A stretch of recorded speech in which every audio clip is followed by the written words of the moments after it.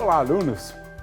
Já aprendemos que a matéria exibe um comportamento dual e que a radiação também, dualidade onda-partícula. Essa aula aqui é dedicada a isso, analisar aspectos da dualidade onda-partícula. É isso que vamos discutir. Algumas consequências da dualidade onda-partícula. De forma que o objetivo da aula é exatamente esse, discutir, né? O que precisa mudar, né, quando nós temos esse aspecto dual, né? Ondas ou partículas? Na verdade, as duas naturezas, né? Essa é a resposta, né? No entanto, surge agora a primeira questão, né? Como levar em conta esse aspecto dual, onda-partícula?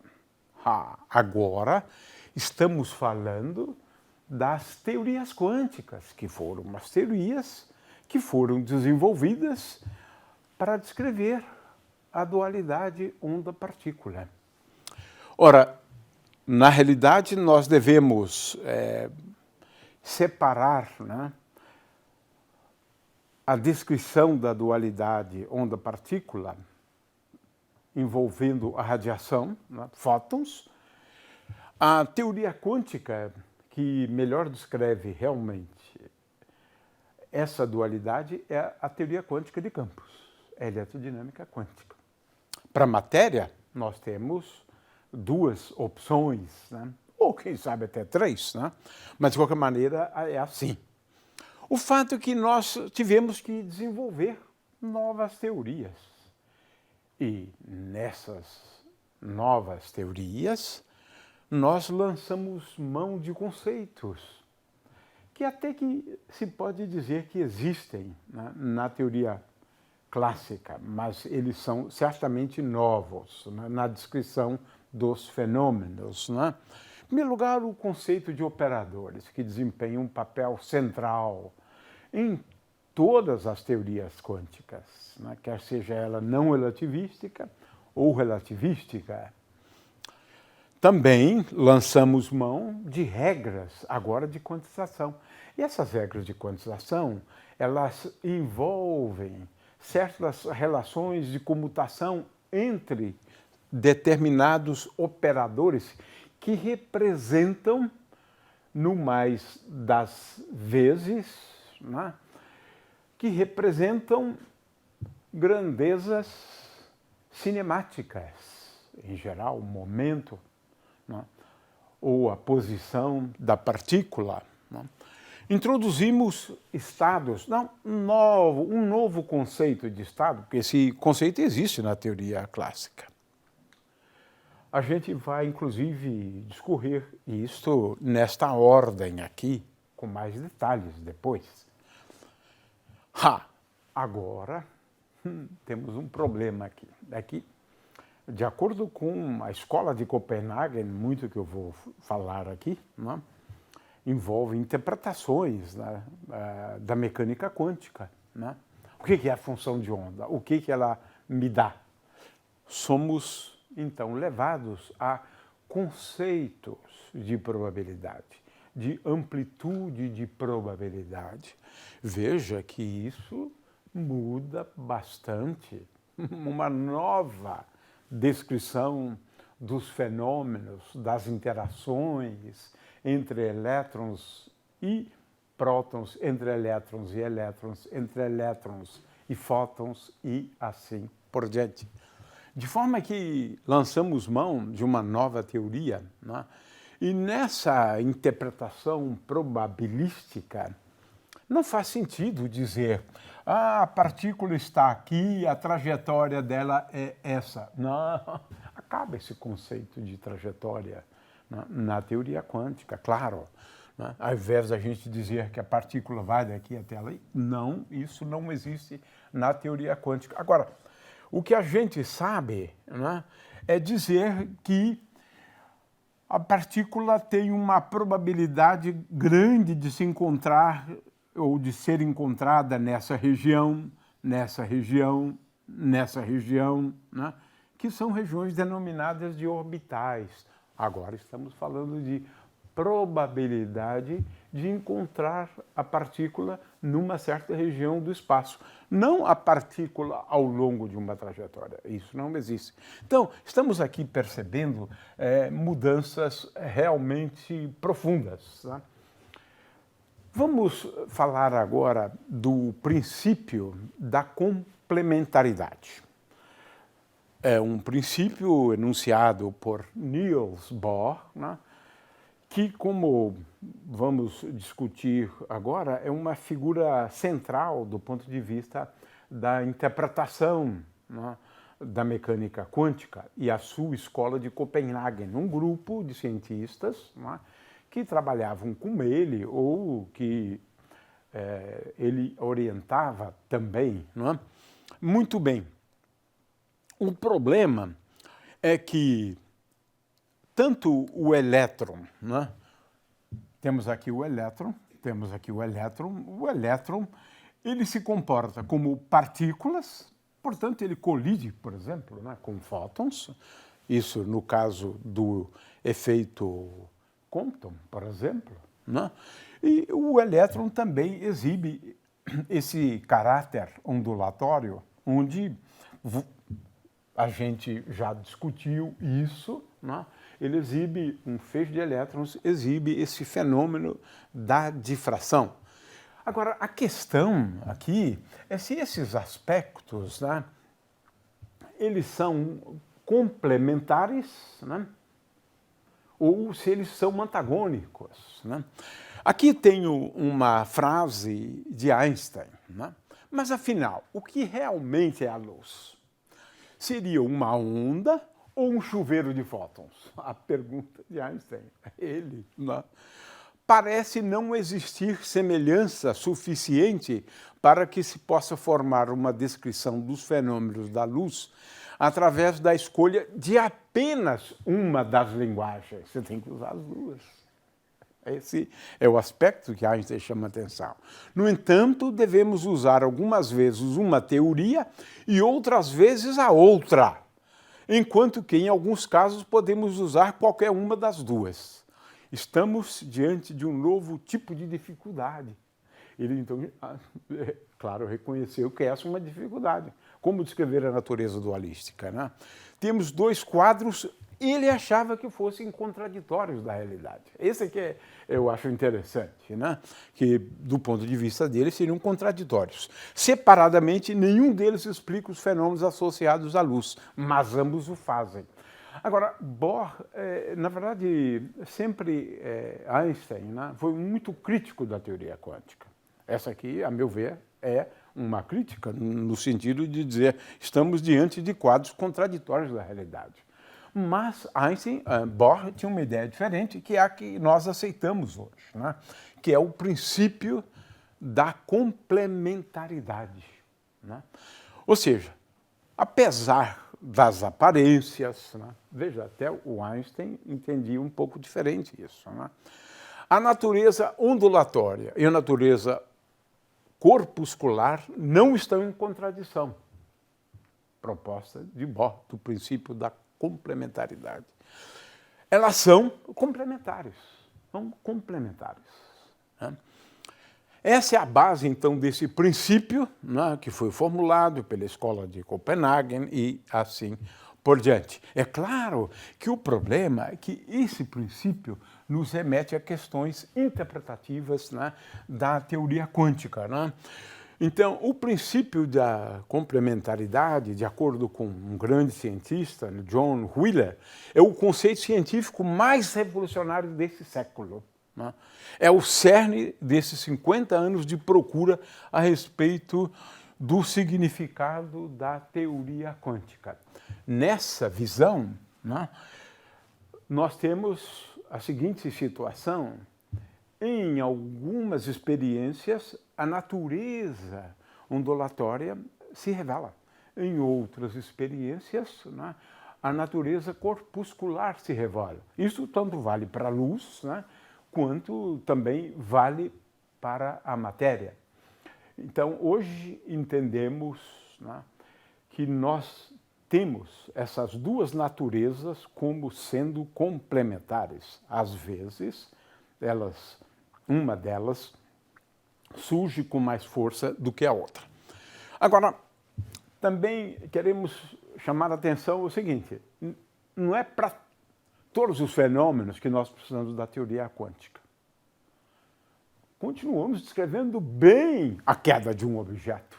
Não precisamos da teoria quântica para eles. Então, nós dividimos hoje os fenômenos, né, em fenômenos clássicos, como sendo aqueles fenômenos descritos pela física conhecida até o ano de 1900. Né? E também de fenômenos quânticos, puramente quânticos. Ou seja, para esses fenômenos, sem a mecânica quântica, esquece, você não vai entender. Né? Temos vários, olha aqui, esse é um deles, né? Que é o comportamento dos ímãs, o magnetismo, de uma maneira geral, é um fenômeno estritamente quântico, puramente quântico. A estabilidade do átomo é quântico, você não consegue entender à luz da teoria quântica. Né? A impenetrabilidade da matéria, né? O fato de eu não conseguir colocar essa mão atravessando a mesa, os átomos se repelirem, né? É um fenômeno quântico, né? Porquanto baseado no princípio da exclusão para partículas dotadas de spin.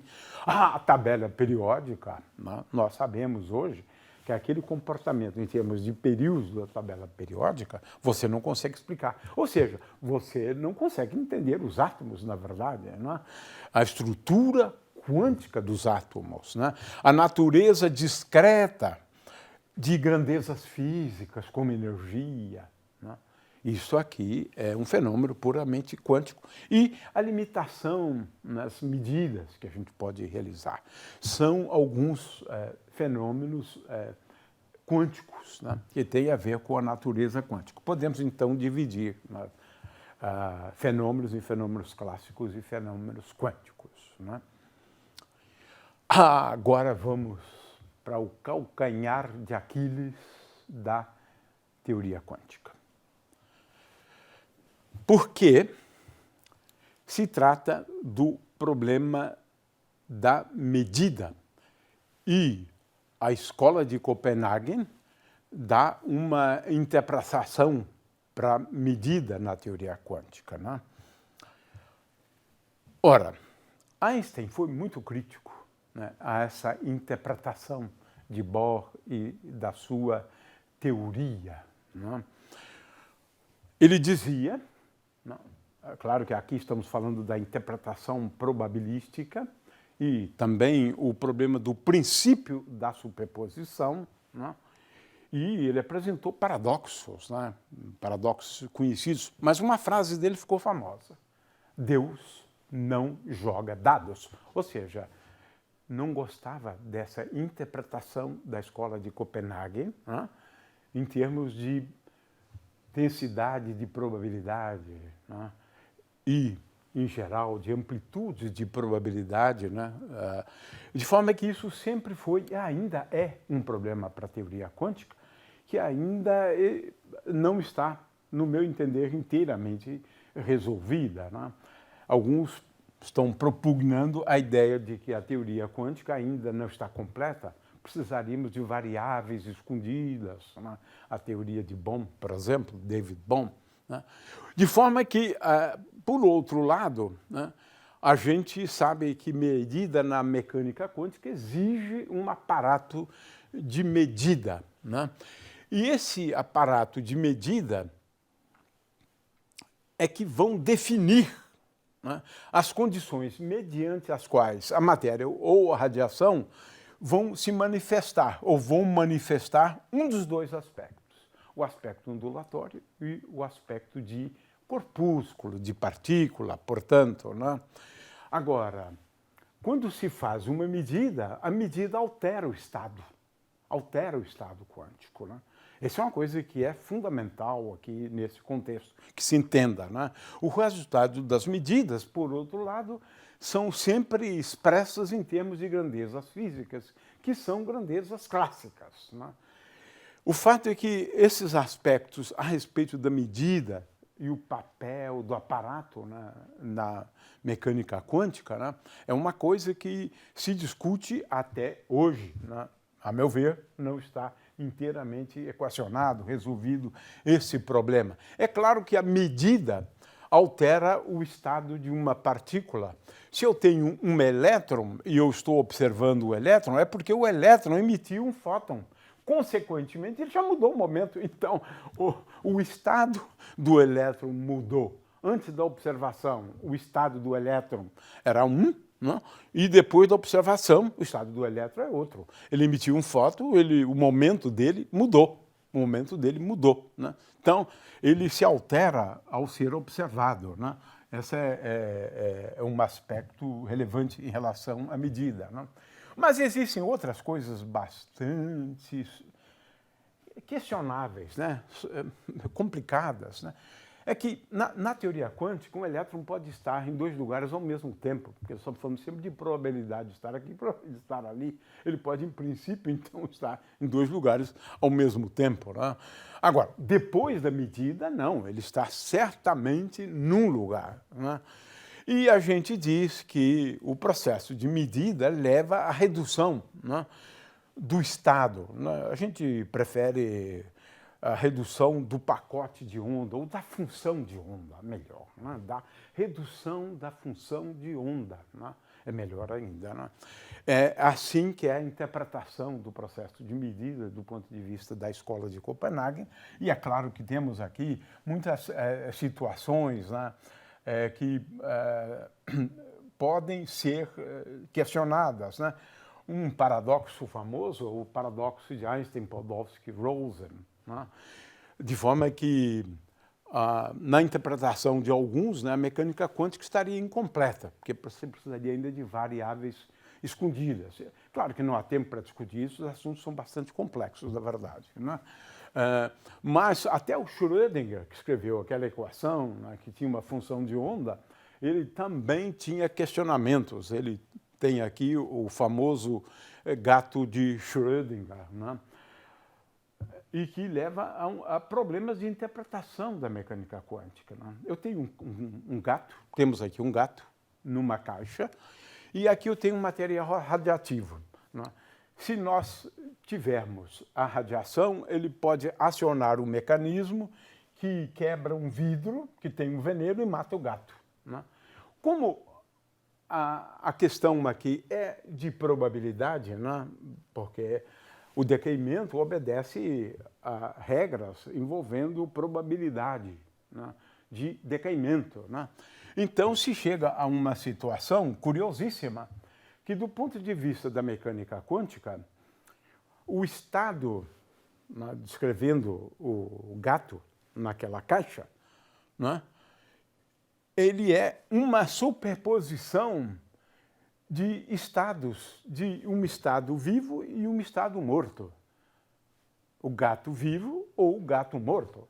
Mas isso aparentemente não faz muito sentido. É claro que, se eu efetuar uma medida, eu vou descobrir que o gato ou está morto ou o gato está vivo, mas é alguma coisa que você só sabe depois do processo de medida.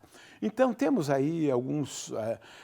ou seja, essa sobreposição de vivo e morto não é uma boa descrição da realidade, né? Mas são críticas. O próprio Schrödinger dava uma interpretação diferente para a função de onda, né?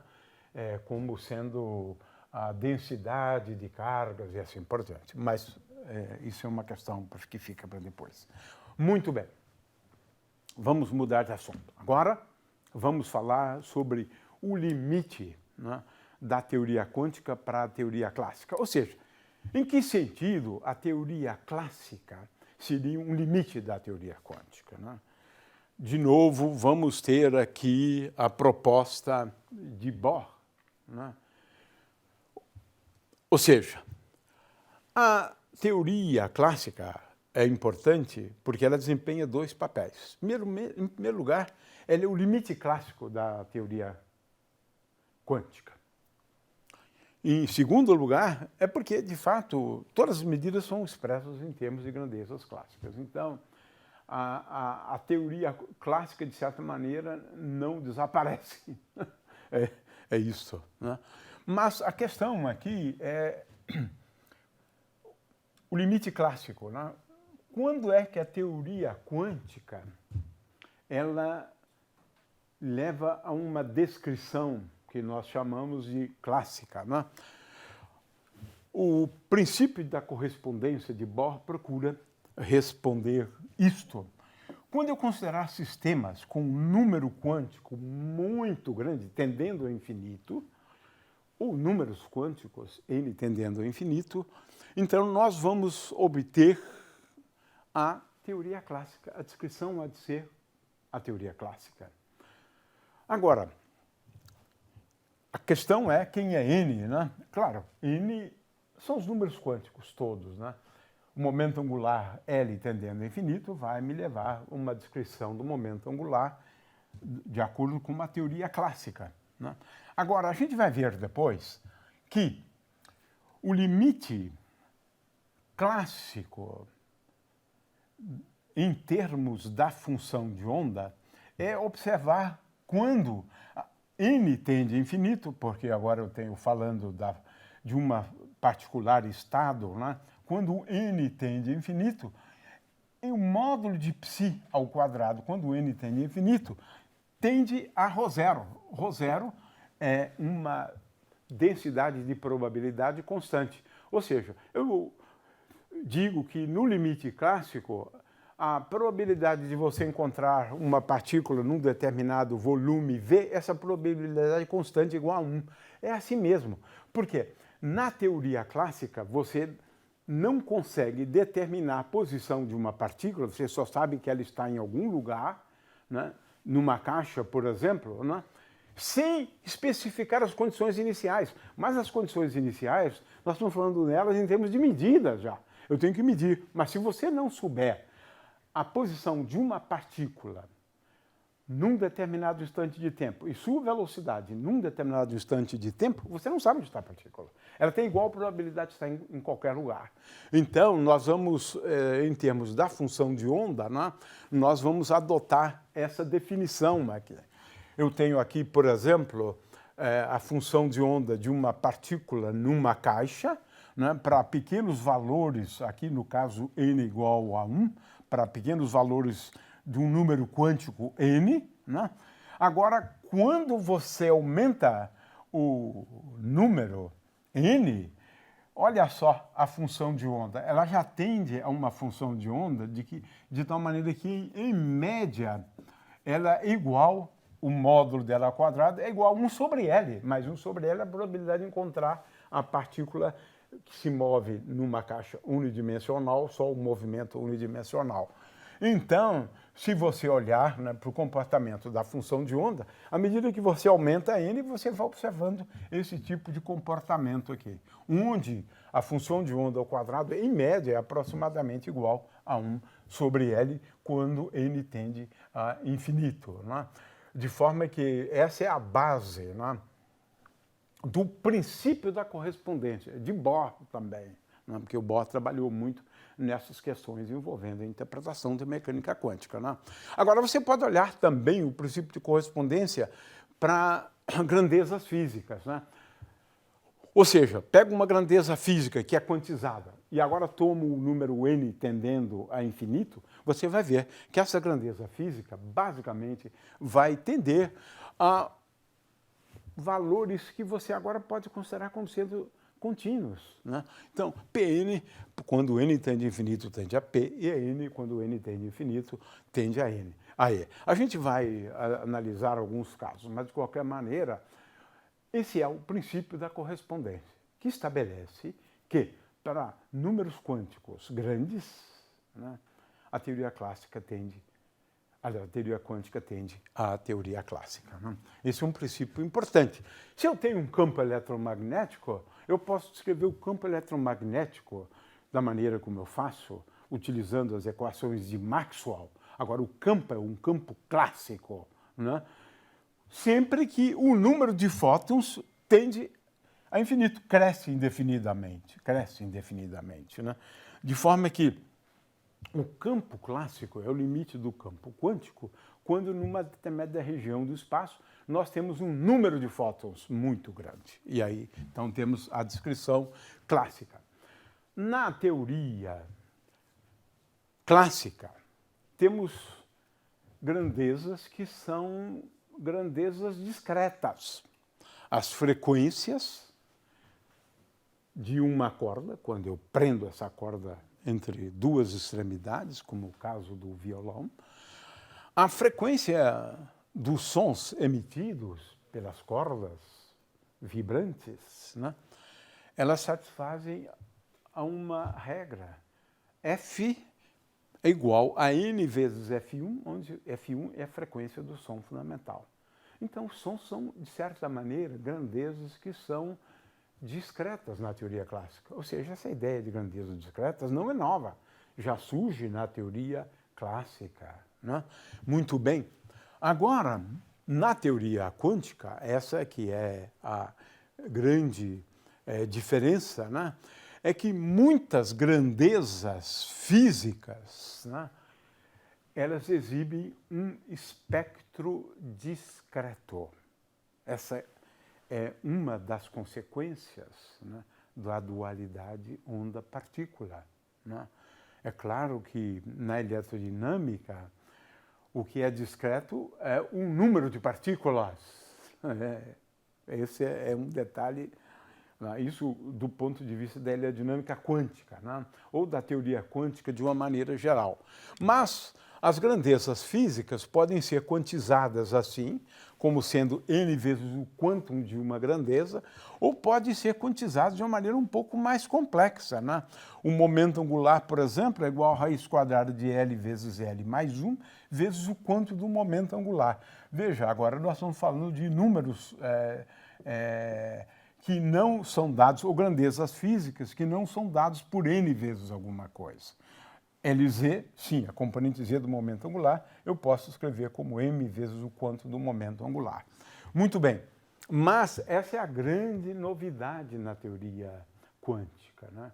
É que não só os níveis de energia, né, ou, digamos, as energias dos osciladores, né, são quantizadas, muitas grandezas são quantizadas. Aqui eu estou, por exemplo, considerando o caso do momento angular, né? Aqui o momento angular, é como se esse peão aqui pudesse fazer esse movimento, mas só para alguns valores do ângulo, porque a componente z do momento angular, nesse caso, pode ser 0, né? Veja, pode assumir este valor aqui, pode assumir esse valor, pode assumir esse valor, né? E assim por diante. De forma que nós temos, na teoria clássica, que a componente z do momento angular é igual a 0, é igual a 1 vezes h cortado, 2 vezes h cortado, 3 vezes h cortado, menos 3 vezes, né, h cortado e assim por diante, né? Muito bem. Então, essa é uma novidade na teoria quântica, né? A existência de grandezas discretas. Agora eu quero chamar a atenção para uma coisa, números quânticos, né? Números quânticos. Números quânticos é uma forma de você associar um número inteiro, associa um número inteiro, né, ao valor de uma grandeza física, porque grandezas discretas elas podem ser colocadas em correspondência com um conjunto de números inteiros. É isto, né? Esse conjunto de números inteiros, então, nós damos o nome de números quânticos. Para energia, por exemplo, para n igual a 1 seria esse estado, n igual a 2 seria esse estado, n igual a 3 seria esse. Então, é uma forma de nos referirmos ao estado, né, por meio de números quânticos, L, M, S e assim por diante, né? Aqui temos o espectro quantizado para o átomo, onde a gente associa, então, um número quântico a esse estado, um número quântico n igual a 2 para esse, 3 para esse, 4 para esse, e assim por diante, né? Então, a ideia de número quântico é porque as grandezas discretas, elas têm os valores tais que eu posso colocar esses valores em correspondência com o conjunto de números inteiros, né? É esse o aspecto que a gente está chamando a atenção aqui, né? Então, nós temos, por outro lado, uma grande novidade agora, né? Isso é absolutamente fantástico. É que na teoria quântica surgem grandezas físicas sem um correspondente clássico, puramente quânticos. O spin é um exemplo, né? E a gente vai depois discutir o spin, né, de uma partícula, né? E claro que aqui eu estou falando de partículas de spin meio, né, cuja componente Z só pode assumir 2 valores, mais ou menos acortado sobre 2, né? E é claro que também podemos associar um momento de dipolo magnético a essas grandezas. Então surge um momento de dipolo magnético como sendo uma grandeza quantizada. Muito bom. O fato é que o elétron, por exemplo, ele pode ser visto como uma carga elétrica e um imãzinho com um momento de dipolo magnético, né? Isso muda bastante. São grandezas físicas puramente quânticas, sem um correspondente clássico, né? Também, na teoria quântica, as partículas passam a ser distinguíveis em algumas e outras indistinguíveis. Então você tem uma divisão de partículas em 2 tipos. Partículas bosônicas, né, que são partículas indistinguíveis, digamos, algo como partículas que têm a mesma cor. Não é bem assim, mas para ilustrar, né? E partículas que são distinguíveis, que são as partículas fermiônicas, com spin igual a meio, que é o usual, mas poderia ser 3 meios, 5 meios e assim por diante. As partículas bosônicas têm spin 0, 1, como é o caso do fóton, né? Uma partícula elementar só tem spin 0, né? 2, se o graviton existir, ele tem spin 2, né? Mas o fato é que agora temos uma coisa nova, As partículas não são todas iguais. Elas se dividem em 2 grandes blocos, né? Bósons e férmions, né? Essa aqui é uma partícula de spin 1, aquela ali é uma partícula de spin meio, né? Essa primeira aqui, né? Tem spin 1 e spin meio. Mas esses 2 conjuntos de partículas são diferentes, né? E a gente tem que tratar essas partículas de uma forma diferente também. Eu quantizo bósons de um jeito diferente que eu quantizo férmions, né? Então veja que a teoria quântica estabelece uma distinção bastante importante, né, em relação às partículas serem bosônicas e fermiônicas, com consequências incríveis. Por exemplo, eu posso colocar um número muito grande de bósons num estado só. Essa é a base da condensação de Bose e Einstein. Mas eu não posso fazer isso com férmions, não. Não posso colocá-los todos, não. Eles são distribuídos em certos níveis de energia, em certos estados, portanto, né? O estado ele é tal que os férmions têm que ser distribuídos ao longo de diferentes níveis, né? Só os bósons exibem essa capacidade. Muito bem. As incertezas, né, nas medidas, né, é o resultado da dualidade onda-partícula. Aliás, Bohr chamou a atenção de Heisenberg para o fato de que as incertezas, as suas famosas relações de incerteza, que a gente vai discutir depois com calma, né?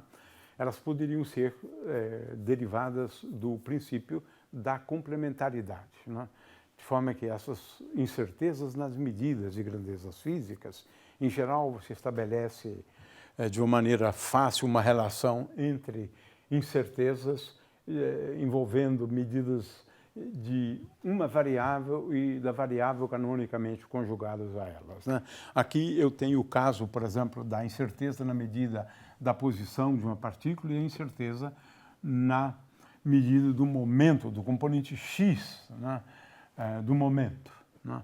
E é dado por essa regra que ΔX, ΔP é maior ou igual. Ou seja, se eu medir uma grandeza com muita certeza, a outra com certeza não vou conseguir fazê-lo com esta certeza, né?